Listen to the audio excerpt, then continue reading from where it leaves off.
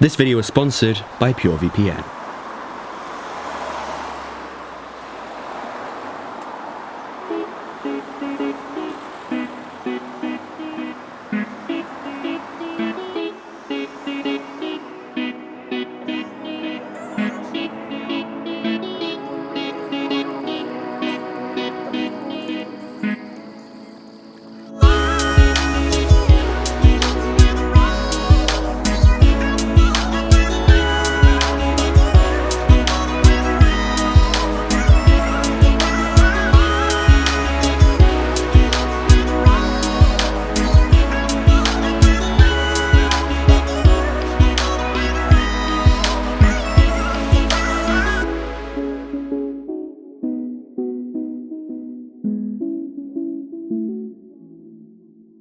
This is the DJI Mavic Air, and as DJI's only prosumer level drone, to me it feels like more than it was intended to be.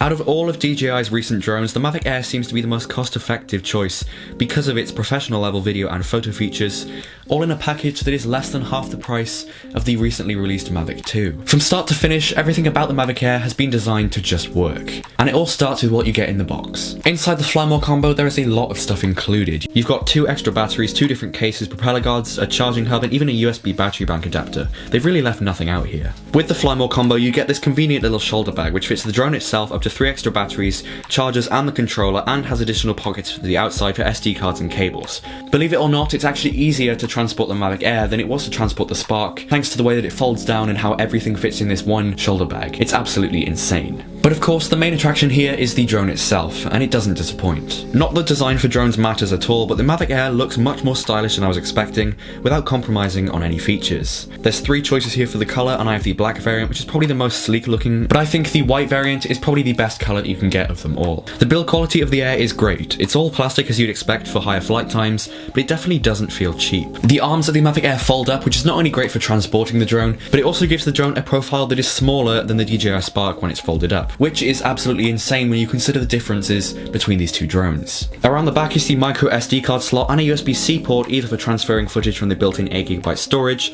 or for charging. And that internal 8GB of storage is actually really useful, especially if you forget your SD card. You'll be able to record a decent amount enough of footage and take enough photos without having to go back home to grab your SD card that you just forgot. It is just a little touch, but it shows how much detail and how much thought into the convenience they've put into designing this drone. But having said that, it does feel a little bit more fragile than I was expecting, especially around the joints for the arms. So yeah, I crashed it for the first time by running into a tree whilst I was recording this little bit of B-roll here.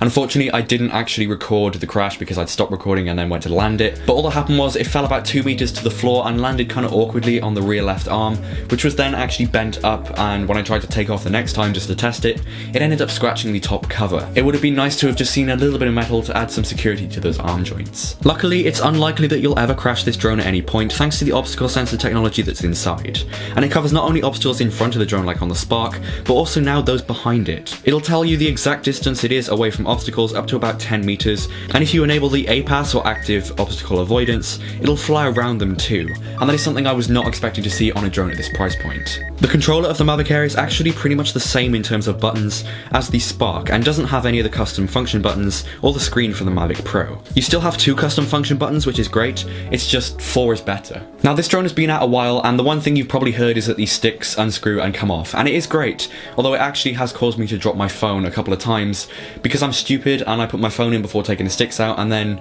try to take the sticks out whilst the phone is still in the holder. Basically, just take them out before you put the phone in and you're fine. You've probably heard it by now, but the biggest part of this drone that's missing is the OcuSync technology that we've seen from the Mavic Pro series. But coming from the Spark, I was really surprised with the range of this drone. I've got it to 1300 meters away without any video signal or control issues, and at least for me, that's probably all I'll ever need.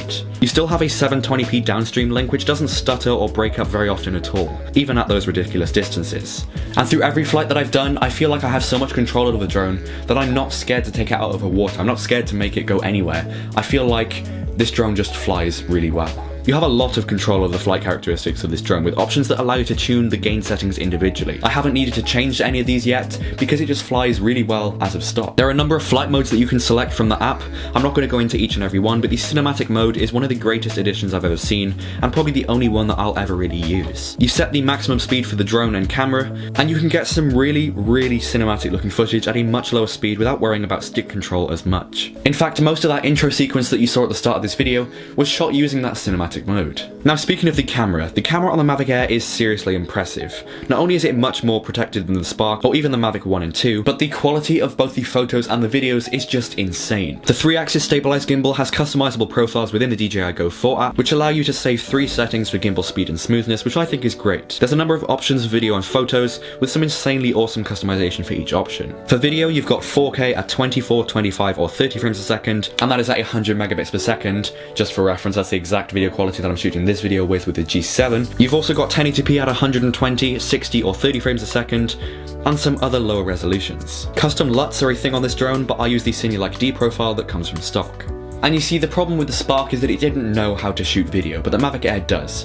And let me explain what I mean by that. In suboptimal lighting conditions, the Mavic Air won't put the shutter speed under a 60th of a second unless it gets really dark. Instead, it'll adjust the ISO range of the sensor to keep that shutter speed at the ideal setting. And that's just in the auto mode. If you go completely manual, you have control of the ISO and the shutter speed, and you can just basically do whatever you want. And for photos, you've got 12 megapixel raw DNG images that are just amazing. With a little Photoshop development, it would be hard to tell the difference between this and a drone in the sky with a 35mm lens. I am just blown away with the quality of the camera. Now, low light isn't going to be the best from this drone, but what can you really expect from a sensor that size? ISO ranges above 800 do get pretty noisy, but if you're really into low light shooting, the Mavic 2 Pro with its 1-inch sensor is probably going to be the best option. There's settings here for white balance, exposure compensation, different color profiles, recording formats, and even the LEDs on the front arms can be turned off if they're going to interfere with the shot. The control that you have over everything for this camera is insane, and you basically have a flying DSLR that you control from the ground. The flight times I've been getting are actually really good. I've been able to get over 20 minutes as an average, and in that 20 minutes you can get a lot of things done if you use it well. But if you're flying and enjoying the shot so much that you ignore the battery level warnings, it will land itself before it gets home to you. And trust me, it was the scariest moment of my life. Trying to land it when it was coming down on its own, trying to find an empty space and uninhabited land, was completely the most stressful moment of my life. Now, there's not really much else I can say about this drone. After all, what you get with the drone doesn't matter as much as what you can actually do with the drone, and that is really what counts here. The Mavic Air is, to me, the best drone that you can buy today, mostly because you can get a Fly More combo for just around £600 used. When you consider the differences between this and the Mavic 2 Pro, it's not worth paying double the price when you won't get that significant of a difference. I've had quite a long history with drones. I used to build them and put GoPros on them with custom 2-axis and 3-axis gimbals, but then I switched to the DJI Spark, which was a really great starter into DJI's drones. But for me and for my video use, because I want to be a bit more experimental with my B-roll on YouTube, it didn't quite fit into exactly what I wanted because of the quality of my A-roll and other B-roll which I use in different gimbals. But having sold my DJI Spark now and switched to the Mavic Air completely, I definitely don't regret it. In my opinion, this is probably the best value for money and just general best drone that you can buy from DJI for anyone who's getting into photo or videography but doesn't want to go and spend that £1,200–1,300 on the Mavic 2 Pro. If you're looking for a new drone, look no further. The Mavic Air has you covered.